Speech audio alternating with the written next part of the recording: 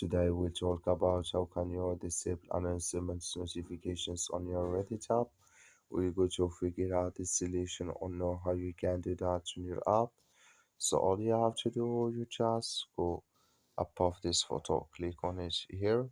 When you click on it, it's going to show for you a list like this. Then all you have to do now, just click here on settings here. When you click on settings, it's going to take you to this list here. Then you click here on account settings here. So then it's going to take you to this list. Then all you have to do now, just click here on manage notifications. So then it's going to take you to this list here.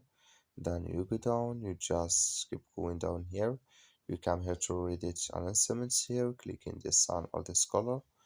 Now, like you see here, color it's gone. That's mean Reddit announcements notifications disable with us now. That's all you have to do. Thank you for watching. Don't forget to support us by liking